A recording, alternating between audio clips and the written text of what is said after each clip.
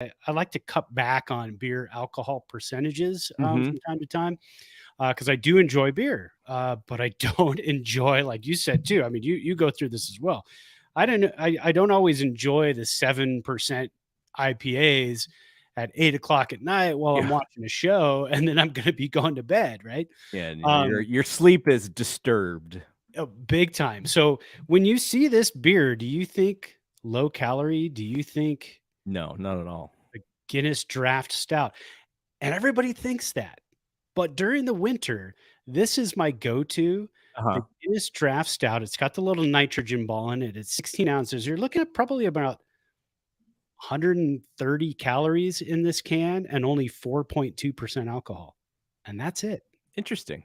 It's actually a light drinker. It's around the same amount of alcohol percentage that you get in a Corona Light that you drink during the summer. That's like 99 calories. So it's really not that far off. And a lot of people think that. They always see a dark beer and you automatically assume I'm going to get a lot of calories. I'm going to get high alcohol. It's going to Yeah. make me loaded, but not this guy. And the reason I haven't opened it yet and haven't poured it and had a sip yet because it's got the nitrogen ball in it. So we got to do. It's probably going to spray on my face. Going everywhere, but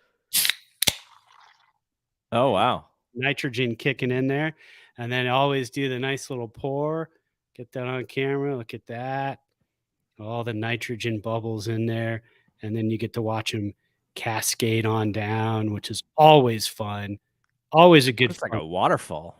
It is, yeah. I mean, and then it gets this nice big fat creamy head on it, and we're having spaghetti tonight, so that's going to go well with that. So There you go.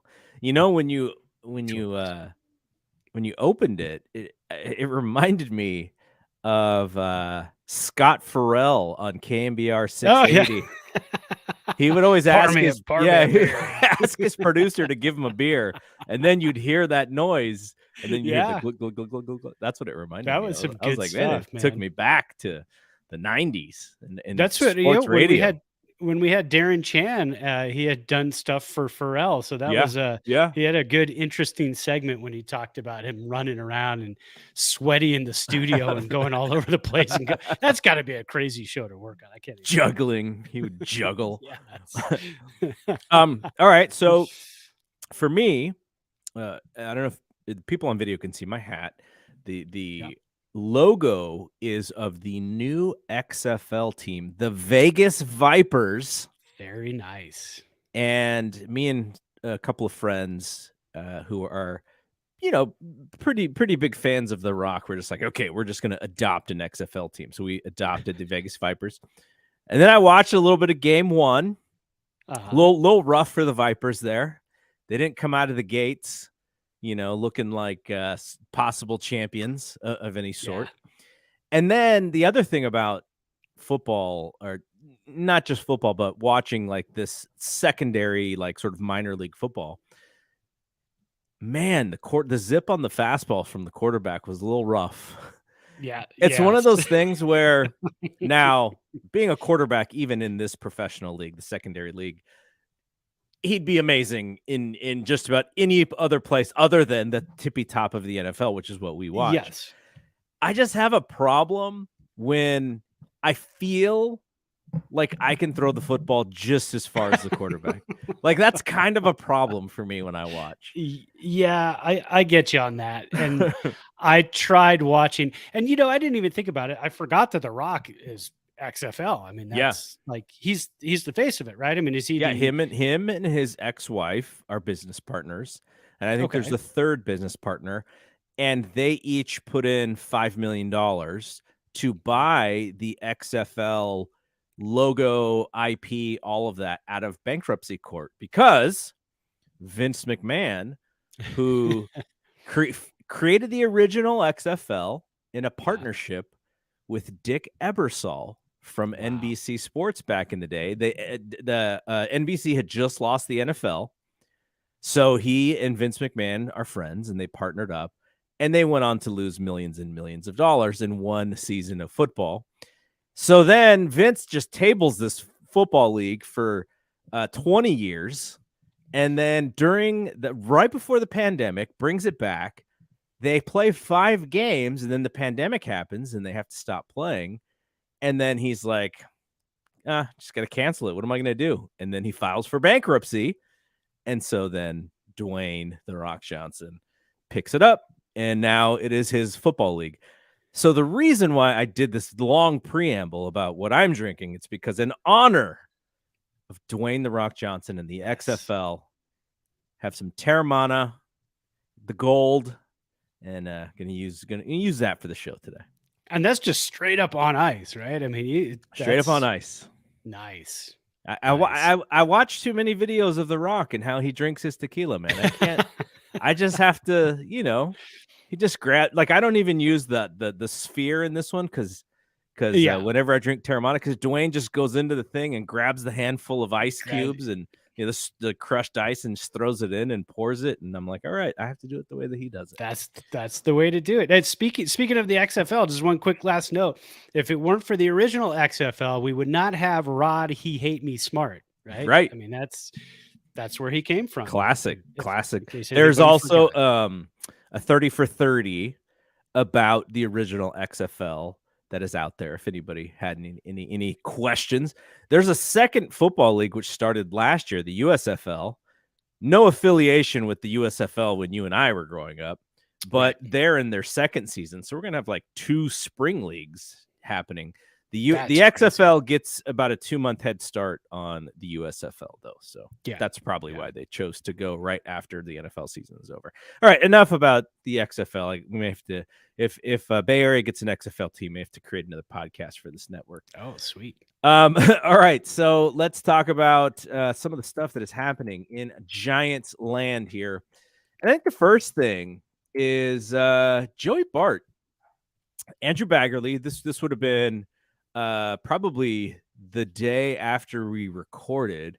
He wrote a piece on Joey Bart and how, Joey Bart may not be all that comfortable in his position right now. I'm going to read from Baggerly's piece. He said, Giants president Farhan Zaidi and manager Gabe Kapler called Bart into a player plan meeting. I don't want a player plan. That's an interesting meeting. Roger Craig didn't do those. No, I can tell you that much. Player plan. Last Wednesday, as pitchers and catchers reported for their physical exams at Scottsdale, and they informed Bart that nothing this spring or this season would be guaranteed. Not the everyday catching job, not the start on opening day, not even an assured place on the roster. Wow. So I went into this, and you and I have talked about it a little bit, but I kind of wondered how much BS this was. And the reason why I say that is because other than Bart, on the Giants roster, they have Roberto Perez and Blake Sable, who's not even necessarily only a catcher. He's multiple position guy. He's an outfielder. And they signed Austin Wynns to a minor league deal. So he's not even on the 40-man, from what I understand. That is not a murderer's row of competition for Joey Bart. No? So you're telling me that Joey Bart is not good enough to beat out a couple of guys, a veteran and a really good defensive player, but somebody who's over, who's nearing the end of his career in Roberto Perez. Blake Sable, who, like we said, we don't really know what his position is. He's an outfielder. And Austin Wynns, who's on the minor league roster. So I'm just thinking Joey Bart is a number 2 pick in the draft. He has, he being the number 2 pick, he's got, a good contract for his very short career so far. And it's just like in every scenario that Joey Bart has ever played in his career, he's always been like the best player on his team. So you're telling me that this is the way that you're going to scare this guy into playing better? I didn't get it at all. Maybe it's not scare. Maybe they're trying to inspire him. Maybe they're trying to light a fire. But if I'm Joey Bart, I'm like, really, guys? Just be honest with me. Just what do I need to work on? How am I'm trying, do I need to do more than what I'm doing? Like, what is the thing? Like, how are we going to make this a great partnership? Because otherwise, I'm looking at that list of catchers. If I'm Joey Bart and going like, are you really going to cut me for Austin Wins? Is like that the thing that you're going to hang this season on? Right. And I think, yeah, like you said, too, the BS meter is like off the charts on this one. It's not even, you can't even see it. It's so far off the charts. I mean, it's obviously, basically, it's a situation to say, hey, look, Joey, we see you and we're not giving it to you. But they're not going to say you're probably going to be on the 26-man roster come opening day, because he still has options. So they can't just, he's not guaranteed a spot or get traded. That's not going to happen. He's going to end up in AAA if for some reason Roberto Perez breaks it, Blake Sable, Austin Wins, Patrick Bailey. I mean, one of those guys can beat him out. Yeah. Which is probably not going to happen. But yeah, they basically told him, put the ball in play more. Yeah. He struck out 38.5% of his ABs. That's second worst only to the great hacker home run Joey Gallo. So, I mean, they just want him to put the ball in play. So when he went down in June last year, that's what happened. Came back up. They told him the same thing, came back up. Kepler said he became a more productive hitter at the time, but then really dropped off in September again. Yeah.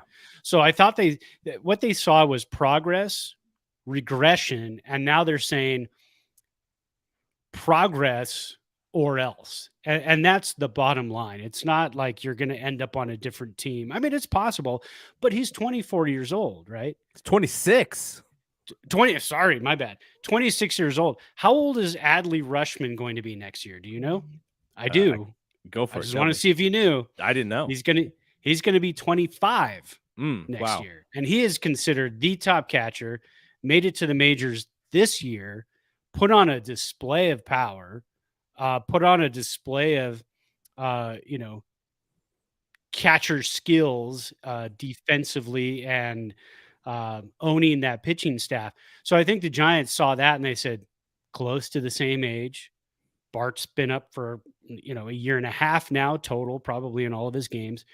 We want to see that progression. We want to see, an Adley Rutschman type of progression, type of ownage in the majors. We don't need to see any more regression. We've seen enough. It is time. So that's pretty much what that talk was. And Joey Bart, from all accounts and all the reporting, really took that to heart and said, yeah, I'm ready. Let's go. Let's do this. He didn't get down in the dumps. He didn't get upset. He took ownage of it. And that's what you do at the catcher position. You're basically you're the quarterback of the team at the catcher position. You have to take that ownage. You have to show guts. You have to show leadership skills like Buster Posey did for so many years. And I'm sorry, Joey Bart, you are going to get compared to Buster Posey for a really long time. It's just going to happen. So yeah, BS meter off the charts, but clear and cut message. It would have been, I think, more impactful had they actually signed a catcher who could compete, give him, some competition for that spot. Like that's what can, maybe you kick him in the butt a little bit by bringing in an actual guy who might be able to win the job out of spring. But man, there's so many question marks on the three guys that I mentioned. The one that you said, though, that makes some interesting sense is Patrick Bailey. Now, he's had his own issues offensively and also staying healthy. But I do wonder if in the back of their minds, they're like, okay, we actually think Bailey has a better chance to be a player.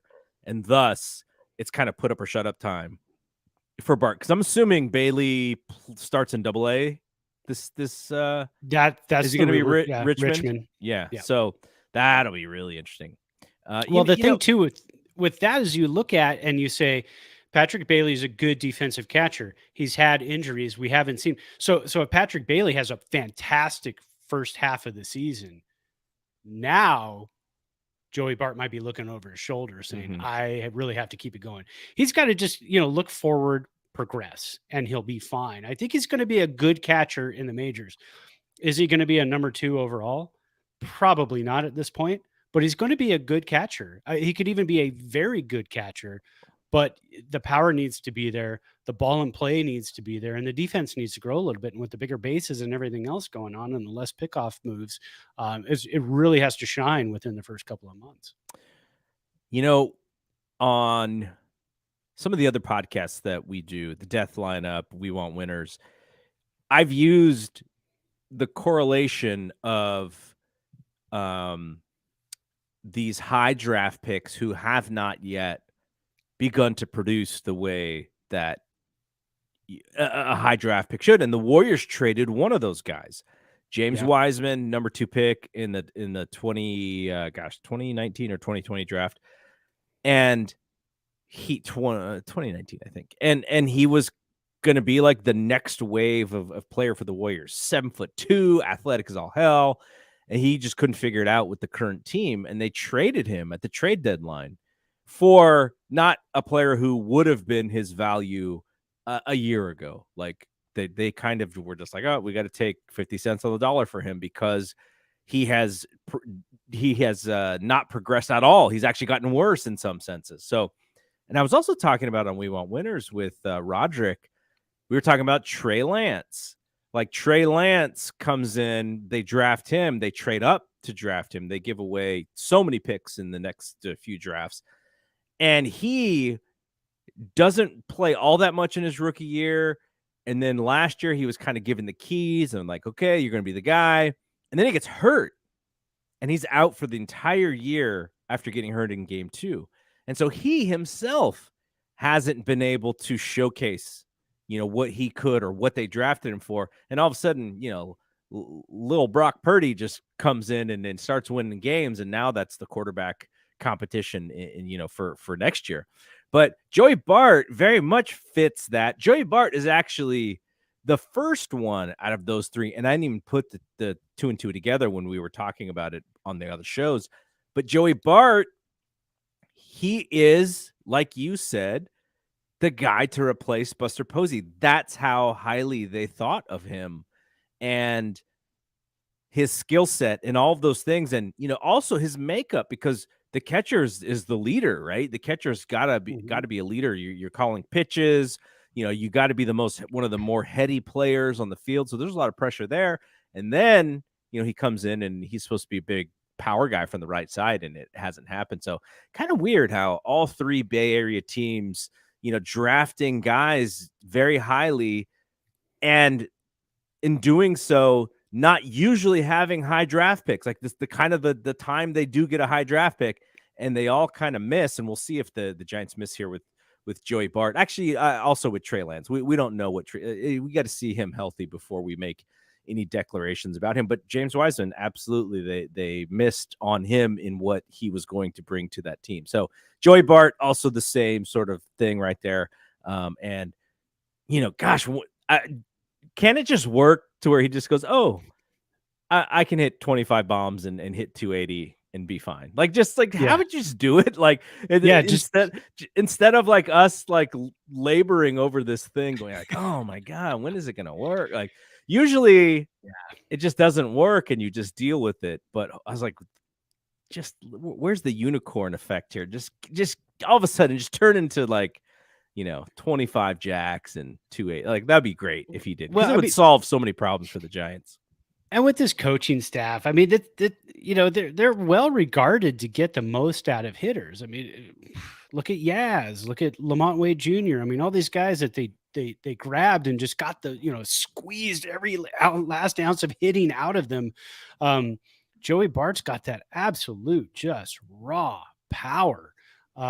So when it does finally click, if it does finally click with the Giants, we say it every year, you could be looking at a 30 home run catcher, probably at that point he'd be a 240 hitter, 250 hitter. I would take that. Absolutely. I would take a 230 hitter with 30 home runs a year as a catcher, calling good games, which now, I mean, I don't know if you saw, but now the pitchers can actually call their games with PitchCom this year. Yes. They have something on their belt and they can go ahead and click in and they can call their own pitches. So that's going to be interesting instead of shaking off and dragging out in a bat, because you only have and we're going to go over this later, you only have 20 seconds to throw the ball when there's nobody on base, and 15 when there is somebody on base.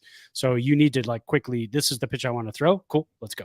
But yeah, I mean, we keep talking about, did you know you slighted the A's when you said all 3 Bay Area teams? I know. Well, I meant the teams that we cover. And I'm glad you said that. You know why? Because one of my goals, and I don't know if we can do it before the season, I want an A's podcast on this network. Yeah. The A's have leaned in to the digital stuff. Chris Townsend does A's Cast or whatever, which is wholly a live stream show. Like that's not on a radio station. Like that is his brand of what he's doing, and it's all online. It's all through live stream. It's all on podcast and such. So I would love to have an A's podcast. Sharks, earthquakes, like come on, college sports. That would be cool. Like I'm all ears if people have some ideas. We would love to grow this network. And like I don't need to be on all 3 shows as well. Like if if we get somebody else who wants to do some other stuff, I'm open to that. Well, you're going to be on the Giants one as long as I am. Yeah, no, this is the one. We have this is the OG show of the network here. When I was writing up now, and we're kind of going off on a tangent, but when I was writing up the little blurb on the about page of the new website, I was trying to figure out how long ago it was that we started the show. I was like, I knew it was during the pandemic, and then it would have been right before the 2020 season. And then I was trying to figure out when the Warriors show and the 49ers show started. And it's like, we're on episode 140 of the show. Holy How crazy is that? Yeah. I could, you know what? I have a notebook. When we first started, I actually had a notebook that I would write in notes before I got an iMac and then started doing everything in the Apple world. So I can go back and easily find it. I can find our very first show, the date of our very first show. But yeah, it was during the pandemic season. It was before the season started, because that year the season didn't start until July. So it might have been around April or May of that year. When I finally talked you into it. Yes, exactly. Well, you sent me a microphone. At that point, when you send me a microphone, what am I going to do? I'm not going to say, no, I have a microphone. I have no excuses anymore. So after years and years of trying to get Brad to do something, right. Finally it worked. Thank you, pandemic. Okay. So let's talk about, I wanted one, we've been trying to have like a WBC World Baseball Classic note on all the shows. Yeah, I guess the one that matters to us just because of who he plays for is Clayton Kershaw not pitching for Team USA, following in the footsteps of Logan Webb. What's up, Clayton? Come on, man. But it's a little bit different with Clayton Kershaw.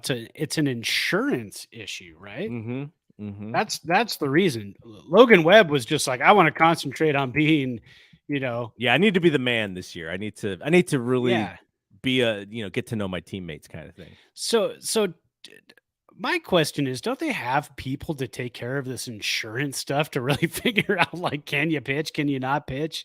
They have people, right? Because he said it's definitely surprising. Kershaw said on Friday, I'm 100% healthy. Nothing is wrong with me. I didn't think there would be issues. They should make it easy for guys who want to play. So he said, obviously, if an MLB team that doesn't want you to play is one thing, but if you have the team's blessing like I did, they should probably look into it. So there you go. Like I said, look into it.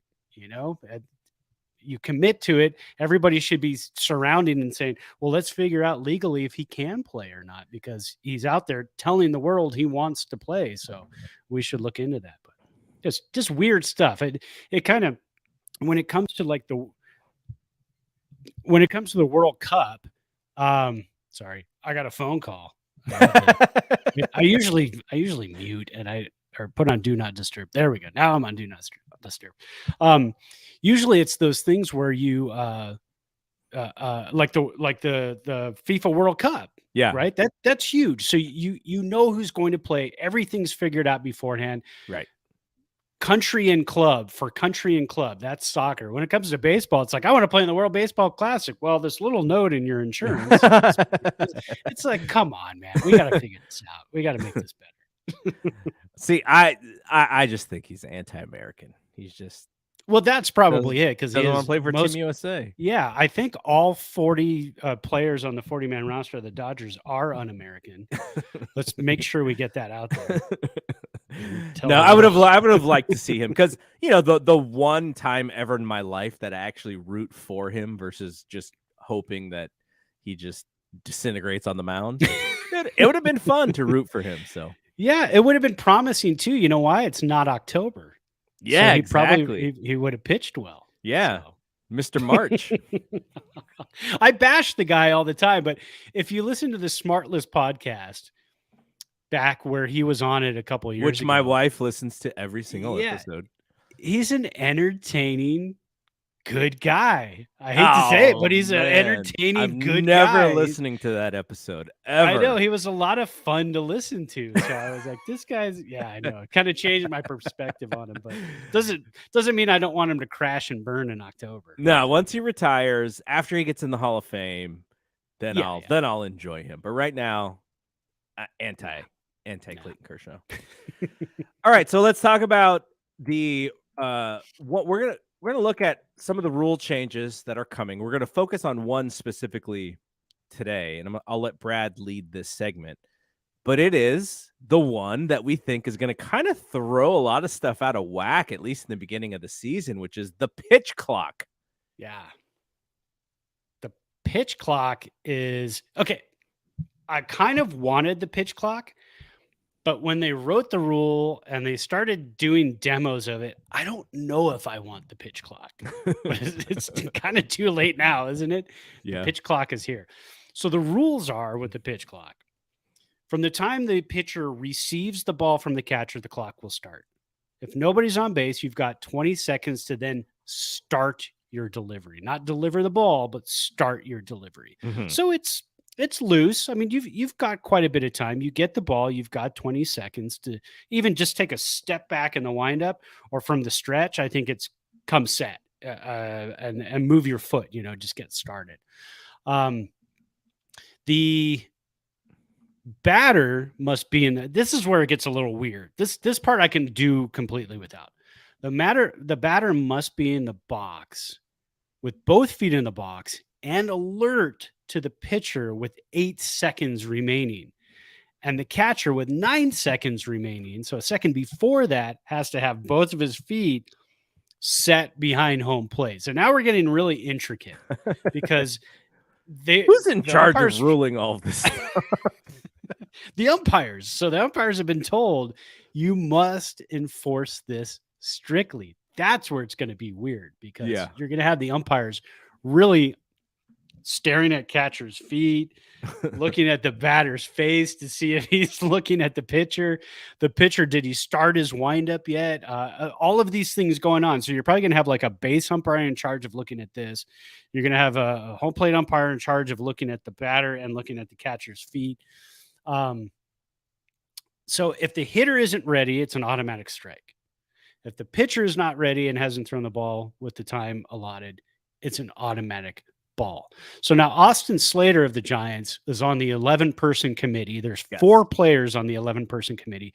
All 4 players voted no on this because they wanted some looseness, something just kind of added to it to kind of open it up a little bit. Because Austin Slater said, what happens when you get into a 100-degree day in St. Louis and you're in an 11 pitch at bat and you're forced to keep throwing the ball within 15 seconds because you got a runner on second base.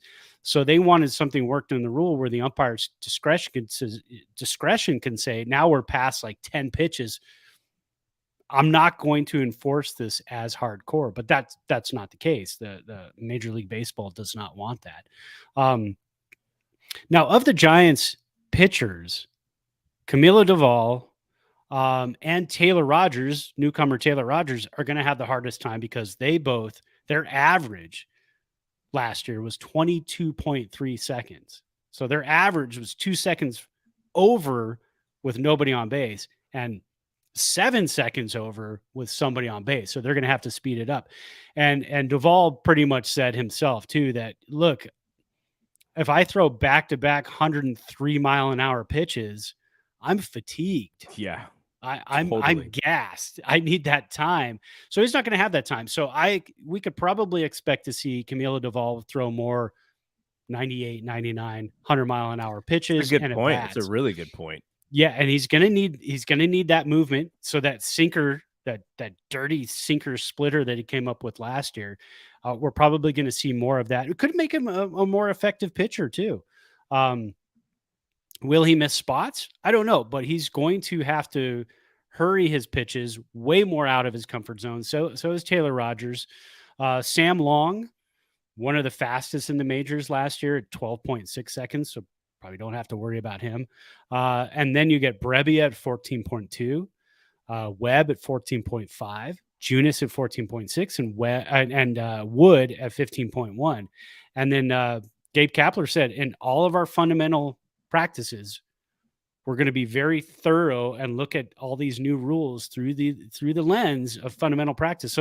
So that's probably what they're going to be doing in the bullpen as well. Like timer, get used to this, get the feel of it, get the muscle memory going. You get that ball back, you get ready for the pitch, punch it in your pitch comm and get ready to go. Cause you've got 15 seconds, you've got a runner at second base. Conforto had said also, not too terribly excited about what's going to happen in the ninth inning of a 1-run game. Mm-hmm. You're going to have to hurry. You got a runner at second. What about extra inning games too? You got a runner at second base. All of a sudden, you're 15 seconds. You lose 5 seconds per pitch right off the bat. So it's going to be interesting. There's going to be a lot of early arm fatigue. And I think the Giants thought about that, and that's why they have like 7 starters if you include Kyle Harrison. So, they may need it. When it come June, you may need a 6th and 7th starter because everybody's getting fatigued. Yeah, absolutely. What's also interesting about that? As a hitter, like I'm thinking, obviously our experience is not major league experience, but it's still baseball experience. And I remember how I would like to play is I didn't like to step out for long periods of time.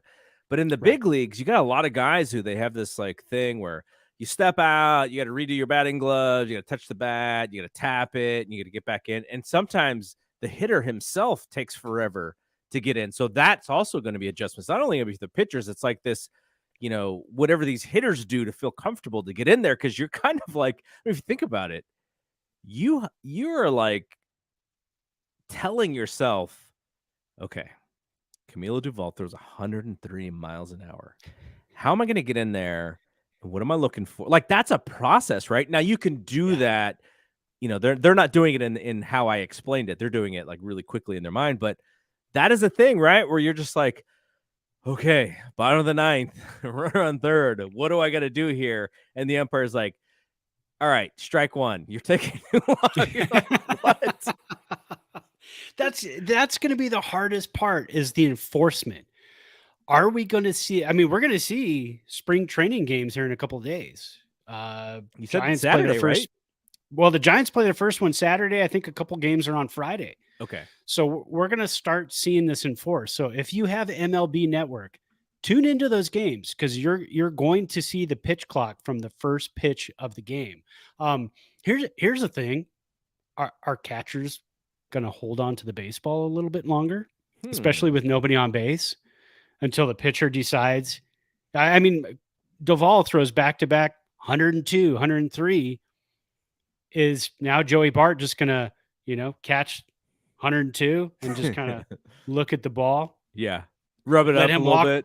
Yeah, let Duvall walk behind. We got to replace this ball here. Yeah, this ball's no good. Yeah, that one's no good either. I don't like that one. I mean, Duvall's going to need a breather. So we're going to see a little bit more gamesmanship, I think, on the part of the catcher trying to delay things a bit. I mean, there's so many things that are going to be weird with this rule that we're going to see happen throughout the year. I just don't know if Major League Baseball has really thought this through. And yes, I know it worked in the minors. I know it lowered average game times from like 3 hours and 3 minutes down to like 2:38. Yeah, that's good. A fast baseball game is good. You've talked about that because we need to get to bed. Yeah, and during the day I'm working. I like the 12:35 or the 12:45 games. I got to get back to work. You know what I mean? I hope my boss didn't hear that. But I'm watching the game while I'm working, boss, just so he knows. But yeah, I know they thought it through. I know, but there's little tweaks that I thought in my head of like every single new rule. I was like, well, what if you do this? And what if you do that? So there's going to be little things that are they're going to have to tweak the rule as they go along, because major leaguers don't like to change the way things are. Yeah. If they're creatures of habit. Creatures of habit. If they're used to taking 22 seconds in between pitches, and all of a sudden you got to run around base and you go, no, 15. That's 7 seconds shorter. Major league pitchers are going to find a way to squeeze an extra 3 or 4 seconds out of it. So that'll be interesting. All eyeballs are going to be on this stuff, man. It's kind of funny that they decided to just do it all at once, right? That's the part that Austin Slater also said he had a problem with. He said, if we implement like one thing a year, maybe 2 years later, another year, we implement something else, that'd be great. But there's like 4 or 5 new rules this year. Yeah. That are all taking place.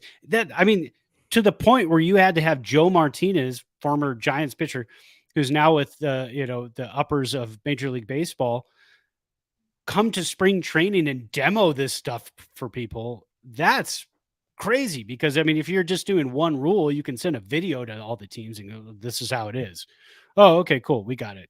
And everything else is the same. Yeah, everything else is the same. Okay, great, let's implement that. But no, you're talking shift, you're talking bigger bases, you're talking pickoff rule, you're talking pitch clock. And then also that's the no position player with the run differential and everything. That changes more for the managers than anything. Yeah, I didn't even really realize that was a rule until I read that. Yeah, it was a rule only last year. Yeah, it was just implemented last year, and that's why we saw so many. And again, Major League Baseball, have they thought all of these things through? Because that was a rule, and of course, all the managers are like, I got to save arms if I circumvent it and do this. Exactly. Cool. So the Major League Baseball said, well, let's change it to 10 runs. Yeah. So, Luis Gonzalez is like, I get to pitch. Yeah. Luis Gonzalez had like 130 innings last year? No, he didn't. But so you know what's where the Giants actually may be ahead of the game here. All of these rules, you're going to have to keep an eye on them, coach them, teach them. Giants have 37 coaches. Yeah, they should be like that. That should work in their favor. All these teams who have like a normal staff, like screw them, man. They're gonna have a hard time. But the Giants should be good. That's you're a right. Competitive advantage here. It could be like Little League Baseball, where you had like 5 stations and you only took 3 kids at each station, because if you had more than 3 kids, they'd be grabbing each other's hats, throwing them on the ground, playing, doing other stuff. So the Giants could do stations, 3 players at each station. Here's the pitch clock station. Now we're moving to the bigger base station. So yeah, exactly. All right, we'll talk more about some of the other rules as we get through spring training. Brad mentioned them all. We'll go into a little bit more detail on them in future episodes. But the last thing I want to talk to you about, actually almost the last thing, because I have a fun one at the end that I didn't mention to you. Which is, out of all now I'm stealing this from McCovey Chronicles, because McCovey Chronicles wrote a post that said, who are you looking most forward to this season? And I wanted to change it to, what newcomer who is not who is not a young player who may or may not come up, because we can't really predict that. We'd all just say Kyle Harrison if that was the case. But which newcomer on the major league team are you most looking forward to watching play, watching fit in to this team, and why? So I'll let you go first.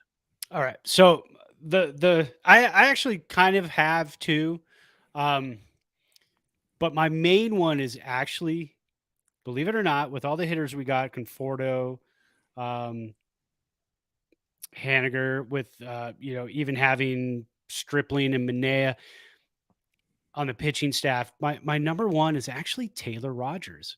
The back end of the bullpen was such a problem last year, minus Doval, to get a lefty fireballer in the bullpen to help relieve Doval when he needs a break, or if you get a really good, three left-handed batters coming up in the ninth, you can get Taylor Rogers in there to close out the ball game. That just stretching out the back end of the bullpen with Taylor Rogers. That's kind of my number one. You and I both read that awesome article by Baggerly in the Athletic about the twins, the Rogers twins. That was really cool. If you have an Athletic subscription, definitely check that out. Great article. But to have him, that's my number one. And then I don't want to steal yours. I have a number two, kind of a 1A and 1B, but I'll let you go.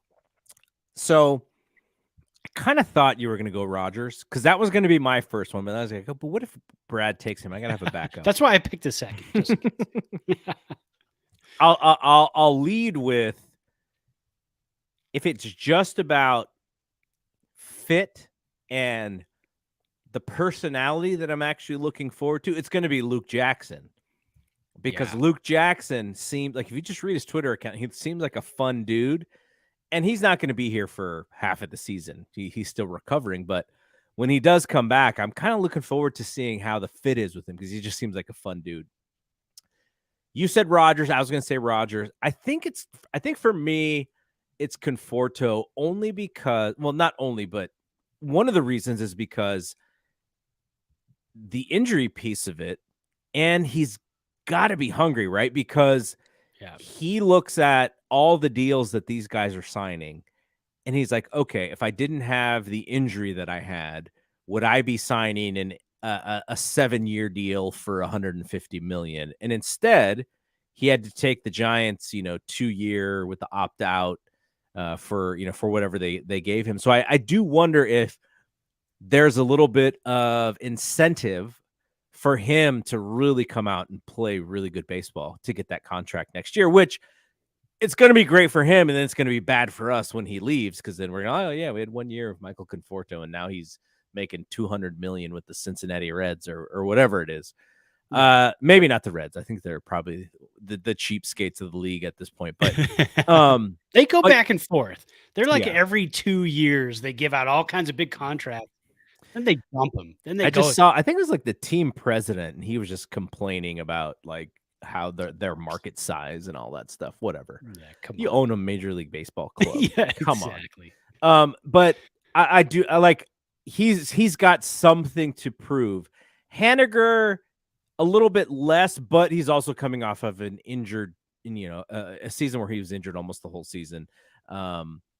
Manea and Stripling also have things to prove, but I think it's Conforto, because if there is a player that the Giants signed to these wonky deals who can who gives them something that they don't usually have, which is, the ability to hit 300 and hit 25 jacks and drive in 100 runs, it's probably Conforto, and that's at the our highest expectation. So if he becomes that guy, then you're like, we may be talking, wild card stuff. So that's I think he's just got the most potential to make the biggest bang on the season if all things work out for him.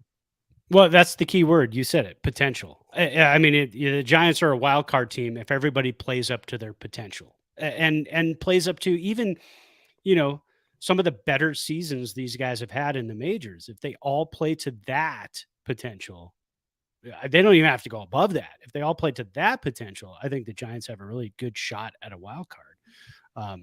I just threw in a 1B because, again, same thing. If we both picked Rodgers, I had a feeling you might have also, so that's why I was like, I got to pick another one. But honestly, he's not going to start on the 26-man roster, but he's on the 40-man. Brett Wisely. Yeah, I'm super excited to see Brett Wisely, middle infielder. The Giants have Tyro. They've got Brandon Crawford. They've got Wilmer Flores who can play second. But our savior, I think, this year is actually going to be Brett Wisely, who can play shortstop and second base, as well as Isan Diaz. But I think Wisely, because he's a base stealer, and you got bigger bases, and you got the new pickoff rule, and he stole 30 bases in the minors last year. The year before that, he stole 30 bases in the minors. He had a over 800 OPS in both of his last 2 minor seasons as well. 15 home runs one year. What did he have? 15 home runs last year. And then 19 home runs the year before. And last year he played at AA and AAA. AAA only 5 games, but you combine those in AA and AAA, and he'll start in AAA this year. 15 home runs last year, 820 OPS, stole 32 bags, only got caught 11 times. Super excited to see him, a newcomer that he was a Rule 5. Well, kind of a Rule 5. The Giants traded for him. He was going to be a Rule 5 because the Tampa Bay Rays have such wealth at the prospect level that they just had to trade. I mean, it's like when you're playing out of the park baseball and you've got all these guys and you got to put them on the Rule 5. That day of the Rule 5, what are you doing? You're trading all the guys you can't put on the Rule 5 because I don't want them to get snagged and I get nothing for them. Yeah. So you're trading those guys. And that's what the Rays did. And the Giants grabbed Brett Wisely, threw him on their 40-man. They said, well, we got room for you. And they're going to need that depth because you've got, Brandon Crawford at shortstop, who's not going to play 162 games. And you got Tyro, who's going to need to play shortstop some games. So you're going to have somebody who's going to play second base. So yeah, it's going to be an interesting season for a lot of newcomers this year for the Giants. And I think for me, I look at all the negativity on Twitter and people are angry that we don't have Judge, angry we don't have Correa, angry that we didn't do what they wanted to, Farhan to do, but he collected again a potential winning team. And you can't fault him for that. I'm all out of anger, what he does. by the way. I would be with them, but I feel like we had enough anger for the podcast during the Judge and the Correa time frame. Well, we did, and it's time to move on because this is a good team. This is going to be a fun team to watch, and people are going to go, oh, this is a garbage team. What are you talking about? Watch. Give it 2 months. Give it 60 games, 50 games, and you're going to see this is an above 500 club that's going to fight. Instead of playing the Dodgers and the Padres so many times with the balanced schedule, they're going to get to go play the Kansas City Royals. They're going to get to go play some of the bad teams in Major League Baseball and beat up on them instead and show that they're worthy and have a much better record this year. A 90-win team, probably. Absolutely. So, you mentioned out of the park baseball, and as we're waiting for the show to come back out, I revved up. I bought the last year's game for like $10. They always, they, as they're getting ready for the new release, they put the old release out for $10. And so I took the 2021 Giants, and I was just like, oh, I'm going to see, all the things that Farhan had to do and Kapler had to do with all the injuries and everything. Immediately, Rodon tears a rotator out 8 months. I'm like, what? That's when you just delete that save and start the season over again. But what he had to do, so Longoria, LaStella, and Wade were all injured to start the season. So you have this 28-man roster, and then it goes to 26, and then all these guys come back, and I'm like, I don't have any space for them. So I was like, I think I had to trade Darren Ruff, and I traded him for a prospect. And it was, I forgot who. I've traded one other player just to fit these guys because, like you said, there were maybe they weren't great players, but they were all good players, and you had to make room for them. That's why I like trading with the Rays, because you know that they've done their due diligence on these players. They Yes. don't just draft random guys. They draft guys that they believe in. But at the same time, they're also swindlers. Yeah. So that's the only thing you got to think about is these smart teams. They're also swindlers, and you never know what they're Yes. doing. So, So that being said, when you see Farhan in real life make a trade with the Rays, get excited. yeah, Get excited because, like you said, the Rays have done their work. They have amassed this fantastic minor league system, and now they're like, we have too much goods. What yeah. do? We have all these really ripe mangoes. What do we do with all of these ripe mangoes? We got to get rid of them, but let other people enjoy them. Do Let we know them where flourish Wisely's going to somewhere else. start? He's probably he's going to be in AAA. Okay. Most likely, unless there's some sort of injury in spring, but they also said Diaz and Wisely, actually the first couple of games of spring training, are going to be in the lineup to start in the middle infield, because they want to get them a lot of reps, a lot of innings in spring, and kind of push these guys and see what they've got. So I think the Giants do have some good. I know Grant, one of his articles, he said, the infield is weird. They don't have a lot of depth, but Wisely is a lefty, right? Yeah. And Diaz is a lefty. So with all the righties that the Giants have on the infield, you do have this depth. First base, a little bit of a different story because you've got a lefty at first base. Your left-handed backup to Lamont Wade Jr. is Jock Peterson right now. So that's a little tough to swallow, especially when Brandon Belt comes into Toronto and says, "I'm the healthiest I've been in a few years," and you go, "Oh man, yeah." Could have given him a 1 year. I saw him on the Blue Jays Twitter account, and it really hurt my heart. Painful. I showed my wife, and she even looked at it, and she goes, "Oof." And she doesn't watch much baseball, but she looked at it and she goes, "Oh, that doesn't look right." And I said, "No, it doesn't."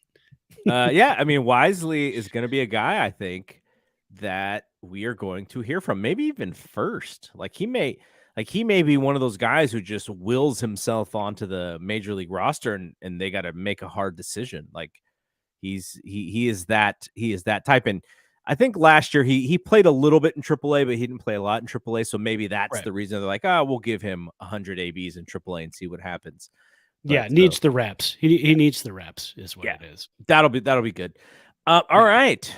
So next week when we have a conversation, the Giants will already have played some baseball games. Yes, we'll have some numbers. We'll have some stats to go over. This is going to be fun. Yeah. All right. Right on.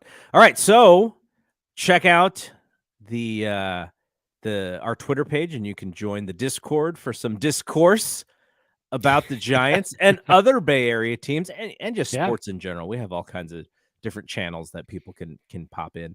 And then also remember to check out the website, bspnmedia.com. So for Brad, I am Double G. We will see you when we see you. Peace out. Peace.